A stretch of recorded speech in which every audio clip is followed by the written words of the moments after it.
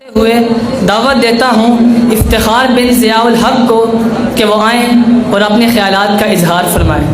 تشریف لاتے ہیں افتخار بن ضیاء الحق۔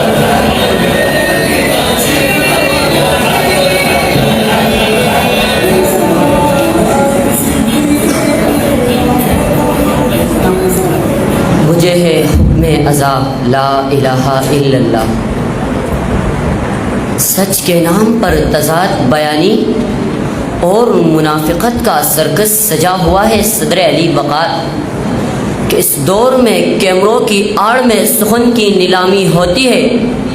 اور ہر وقت مصلحت کی سولی پر چڑھنا پڑتا ہے کہ یہاں ہر وقت دلیری اور بہادری کو طاق پر سجانا پڑتا ہے، مگر اب کے گوشے زنجیر میں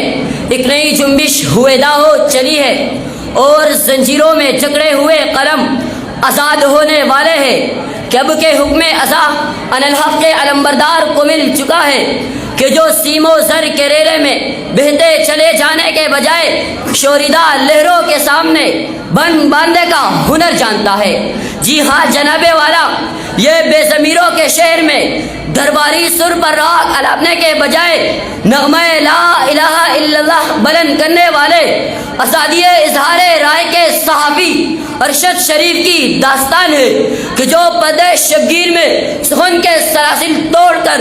400 چھائے ہوئے ظلمات کو چیر گیا، جس کی صدا صحافت کے کوہساروں سے بلند ہوتی ہوئی پتھر بلے خداؤں کو جگا گئی، جس کی صدا تھی نظام ظلم کی بربادی کی، جس کی صدا تھی ظلم پروردہ غلاموں کی آزادی کی۔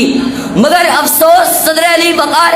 کہ اس مرد آہن کے خلاف فلک بوز سازشوں کا ایسا دھواں اٹھا جس نے اسے اپنی لپیٹ میں لے لیا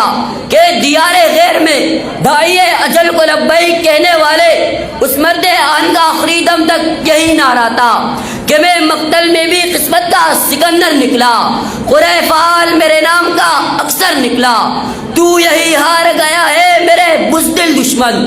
مجھ سے تنہا کے مقابل تیرا لشکر نکلا، مجھ سے تنہا کے مقابل تیرا لشکر نکلا۔